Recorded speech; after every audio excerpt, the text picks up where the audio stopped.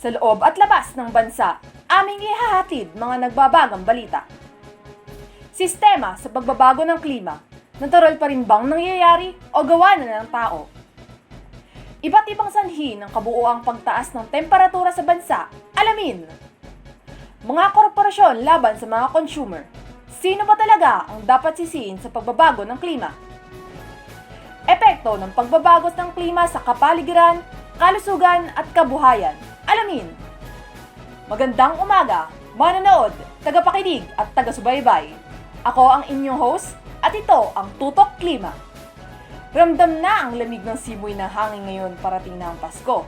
Ngunit may mga lugar sa bansa na nakararanas pa rin ng mainit na panahon. Normal pa ba ito?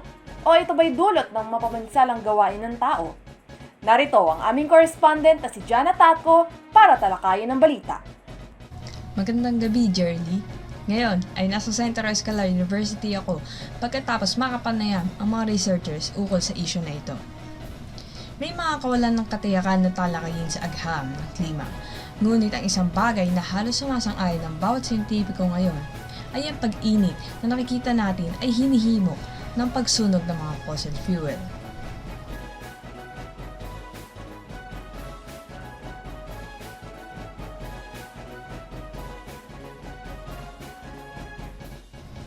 Ang klima sa mundo ay natural lang nagbabago mula noong ito ay nabuo 4.6 billion taon na ang nakalipas.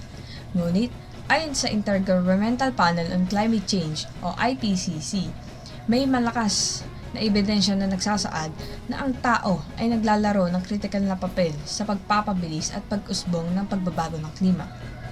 Ang pagsunog ng fossil fuels tulad ng coal, langis at natural gas ay naglalabas ng malalaking dami ng greenhouse gases tulad ng carbon dioxide sa atmosfera. Ang mga greenhouse gases na ito ay nagpapakita ng insulating effect na nagre-resulta sa pagtaas ng temperatura ng mundo. Diyan na nabanggit mo na natural na nagbabago ang klima. Maaari mo bang i-elaborate to? Dahil ang nakasanayan nating naririnig ay sanhi ito ng tao eh.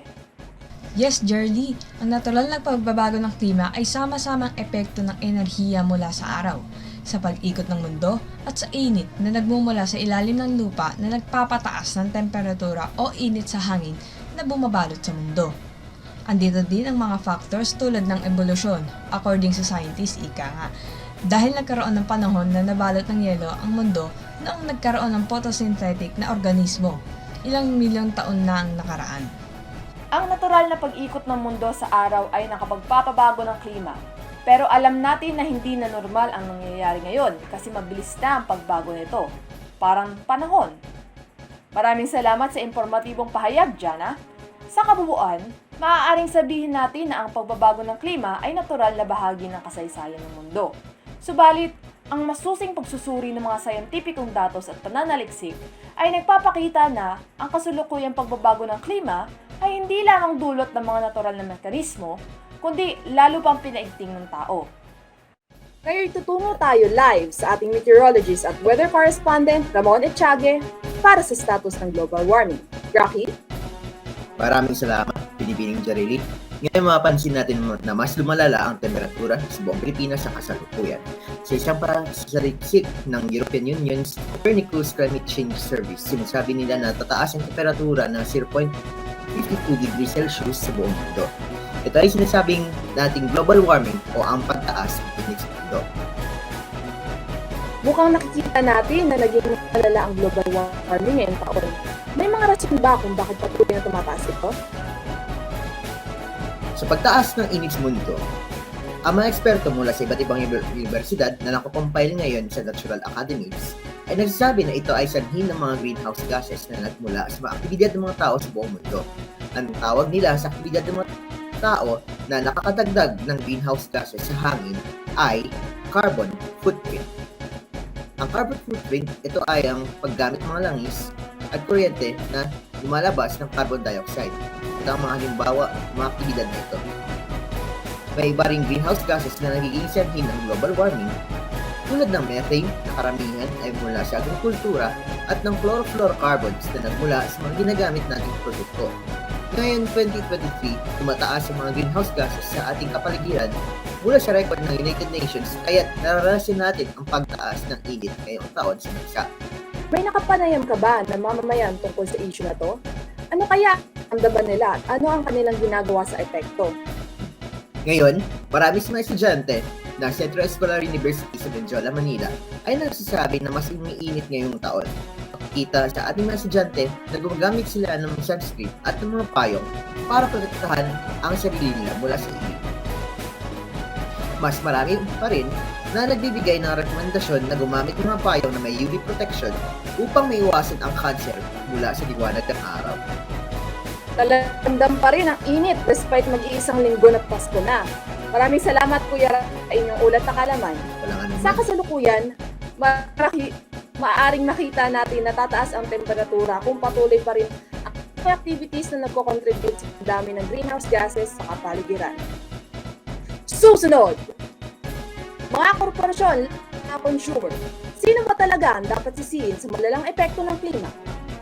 Epekto ng pagbabago ng klima sa ating araw-araw na aktibidad. Alamin!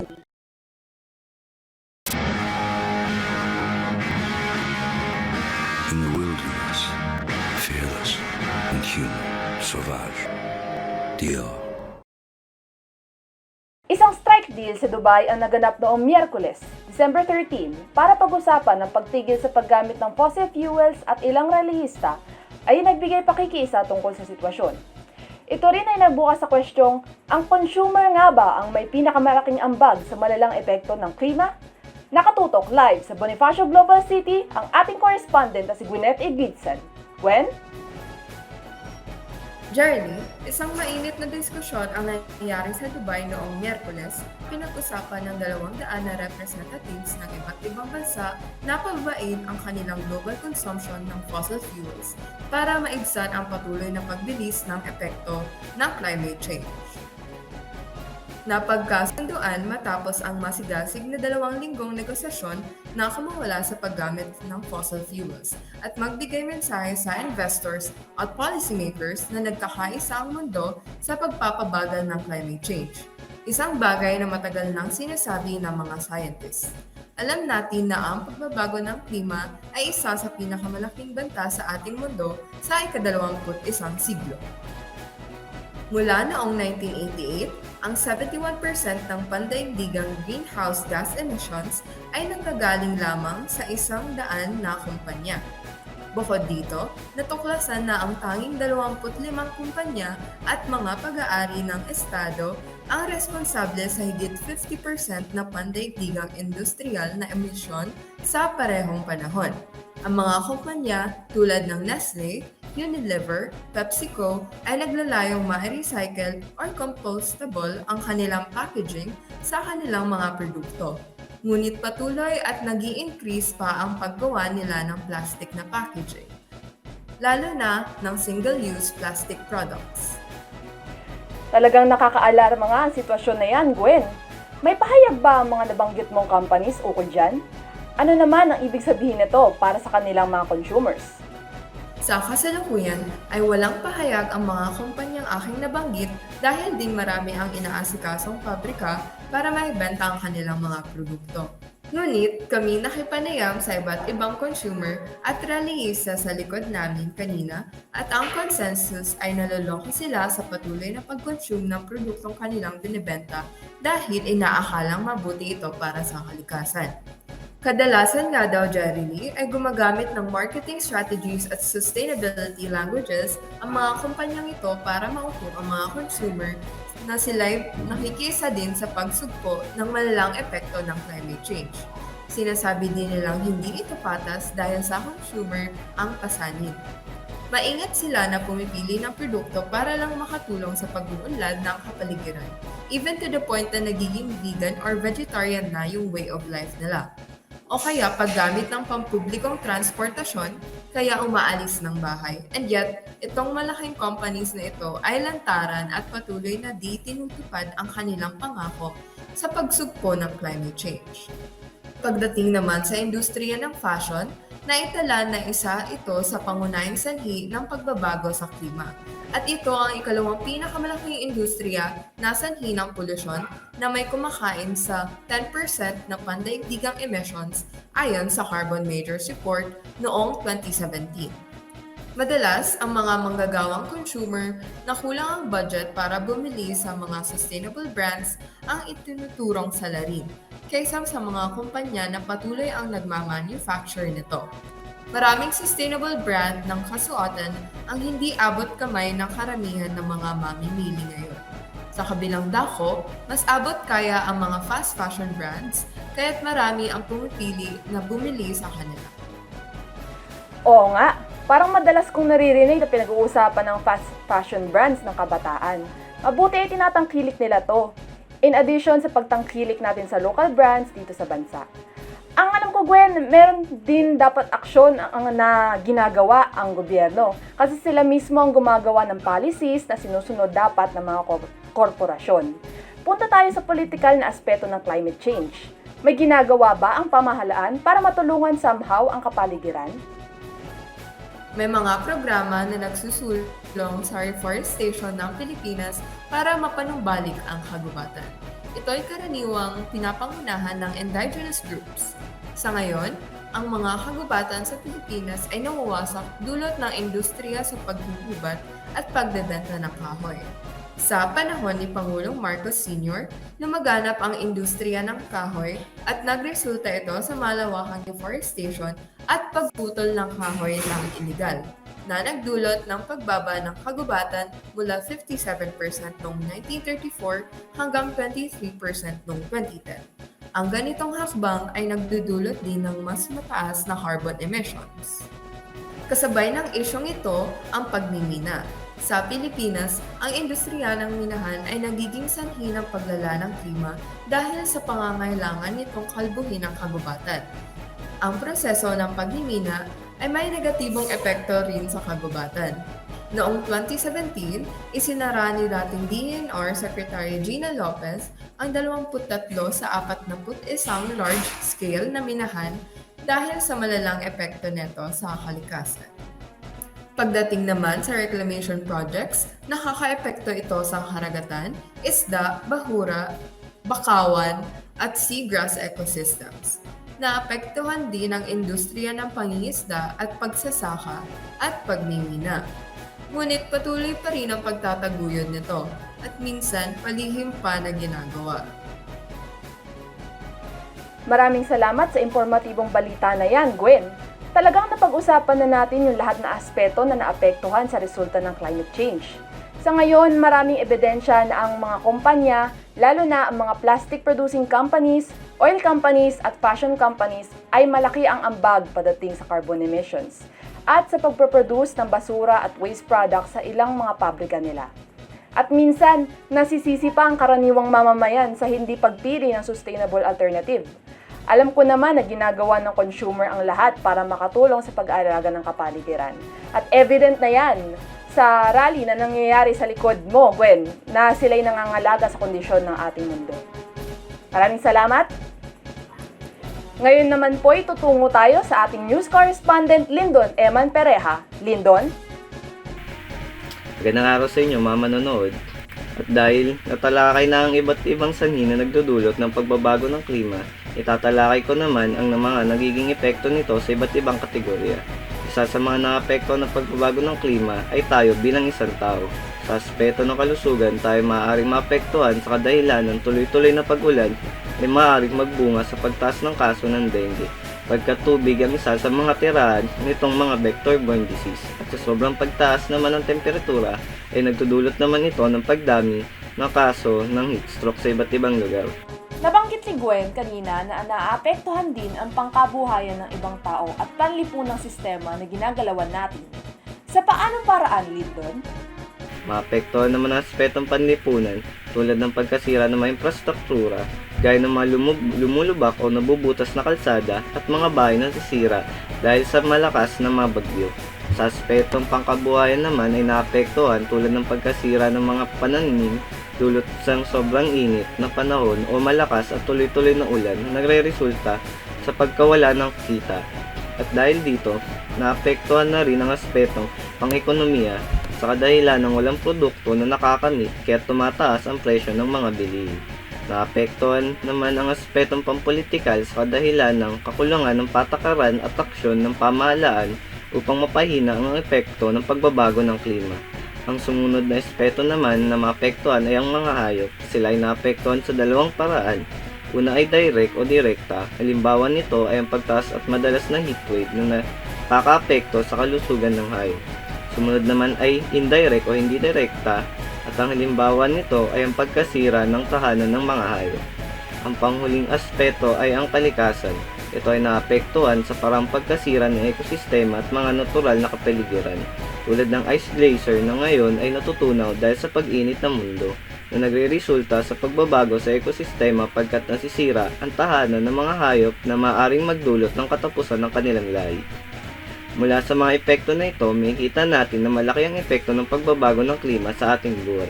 Kaya't dapat nating itaguhin ang pagtugon sa pagbabago ng klima pagkat tayo ay naapektuhan nito sa iba't ibang aspeto upang matiyak ang mapayapa at magandang kinabukasan para sa ating at sa mga susunod na henerasyon.